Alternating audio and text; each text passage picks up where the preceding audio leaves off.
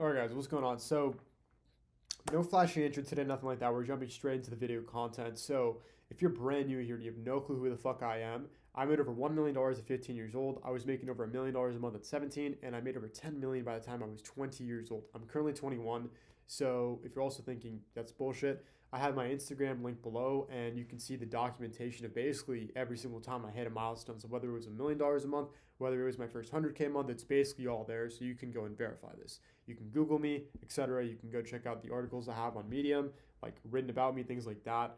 But yeah, with that out of the way, let's jump straight into it. So, how to scale? Now, people get this really mixed up. There's a lot of scaling methods out there. We have CBOs, we have geosegmentation, we have omni-channel. So you can be going to Snapchat ads, you can be going to Google ads, YouTube, whatever. We have increasing budgets and editing them. You have lookalike audiences. You have a lot of things that I'm also going to be going over in future videos. But one of the most reliable scaling methods that I've found to just work super well, and we've done very high six-figure months with this, we've even done seven-figure months with this, has just been basic duplication. And I call this the shotgun method. This is not something that I invented, the initial original version of this, but it is something that I've refined over the last 6, 7, 8 years that I've been in the space.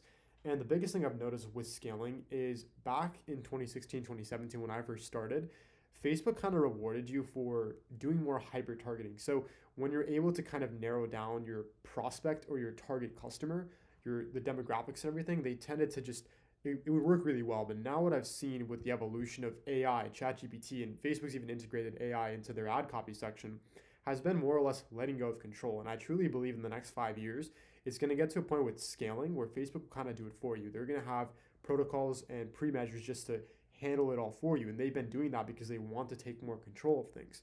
But right now, we want an effective, reliable, consistent strategy to scale while maintaining our ROAS, not having everything drop into oblivion.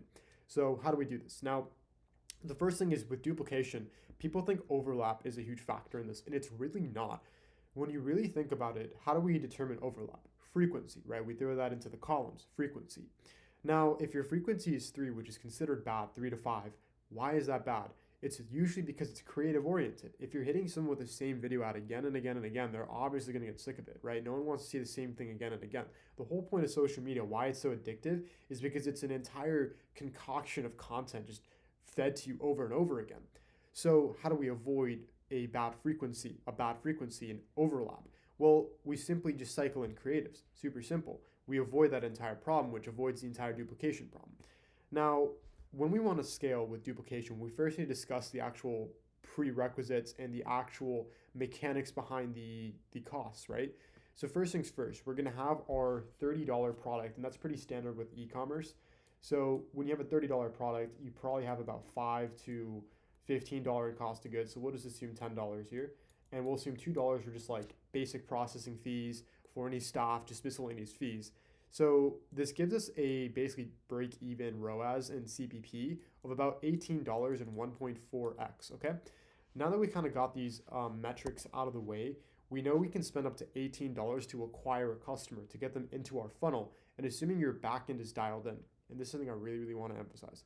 Before we start to scale, please remember, firstly, you need to make sure you're not just scaling like pouring gasoline on fire, because if you're pouring gasoline on fire and it's unsustainable, the whole forest is going to catch on fire.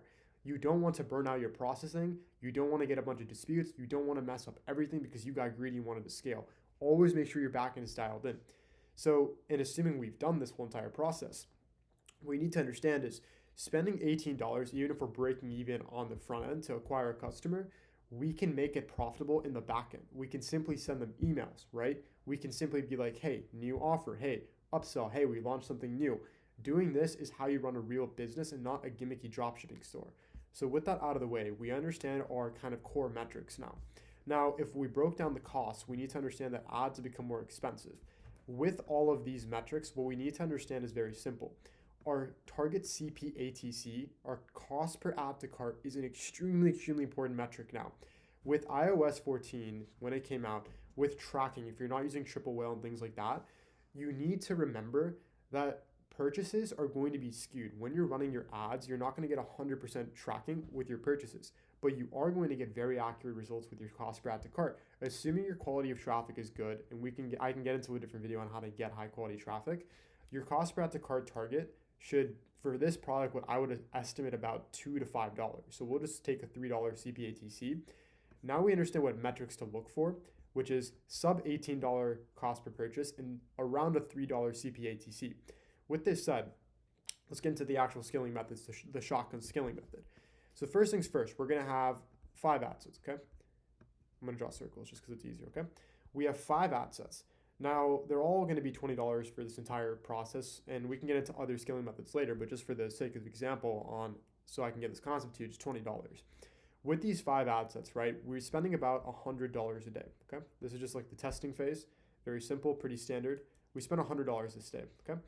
What we need to understand is out of these 5 ad sets, maybe 2 of them failed. These 2 flunked, okay? They had no sales or a really, really high CPATC or a really, really high CPP.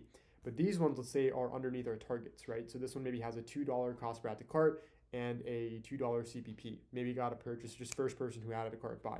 Okay, so these are all good to go. How do we scale? Very simple. We're going to duplicate them anywhere from 3 to 5 times, okay? And you can even go 7, but I would recommend keeping it somewhat sustainable. So 5 times we're going to duplicate, okay? 5, 5, 5. Now we're going to have the same process repeat again. Out of these 5, let's say only 3 of them work, okay? So, and we're spending the full amount per day. So again, 3 times 5 is what? 15 plus the initial 3, 18 times 20. That's going to be about $360 a day in spent. So day 1 we spent 100, day 2 we spent 360, okay? And again, we can dictate the actual ROAS. It's just for the sake of increasing spend. If we maintain like a 2.5 to 3 ROAS, this is very, very profitable. We've taken $100 spend a day at about like 200 to $300 all the way to pretty much $1,000 a day within 1 day just by doing this simple tactic. So, okay, now we're going to be increasing by, again, 5 more. So 5 times 3, now we have 15 ad sets, right? But it's not just for this one. We have it for this one and this one. So we're now looking at 45, okay? 45 ad sets, okay? And again, let's assume out of these, like 25 work. We're looking at 45, right? Plus these 9. So it's 45 plus 9, that's going to be 54. Plus these 3 at the initial beginning, that's going to be 57 ad sets, okay? 57 times 20 is, from what I understand, it's like over $1,000. We'll just go over $1,000. We've now, again, 3x the budget, okay? 1,000 make like 2 to 3 grand a day. You can see we're already at $100,000 per month. And this process just continues and continues. So again, now we duplicate the 25 5 times. So 5 times 25, 125 ad sets, right? We're looking at 125. Now out of these, maybe like 75 total work. So now we're taking these 75 plus these 25 plus whatever's over here, now plus these 9 plus these 3. So 3, 9, 25, 75, it just keeps on going every single day. Now, what we also need to understand is with any sort of system such as this, you're going to hit a brick wall, okay? We're going to hit a brick wall. This is called entropy. Any system that has pressure put on it will break at some point. That's just the nature of the world. So eventually you're going to reach a point where you cannot scale without the ROAS dipping. And that's kind of the point we want to stop with a product.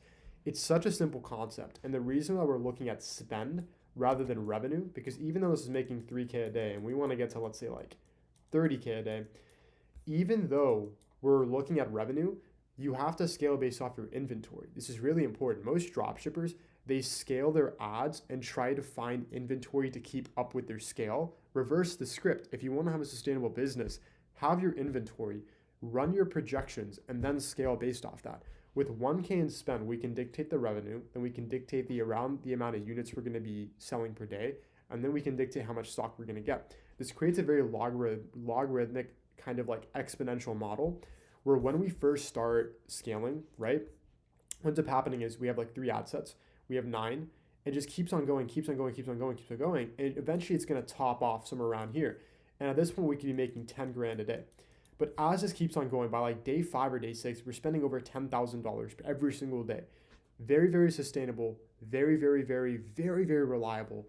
And this is just personally how I like to scale. So if you like the video, and it's a super simple concept. It's not something super complicated. I just wanted to come on here and give this away because it's so fucking easy to do. Go give this a try. If you have a winning product right now, open up your ad account and just literally start duplicating the exact method we used here. Make sure you're killing based off the metrics that you prior to scaling have dictated. And make sure, again, you're monitoring your CPP and CPATC. Based off this, we can scale the back end, we can scale the front end, and we can produce a real business that will last for a long, long time. With that said, out of the way, if you like the video, feel free to subscribe and follow. You don't have to. You can kind of like watch from the shadows. But with that out of the way, I'm gonna head out. Peace.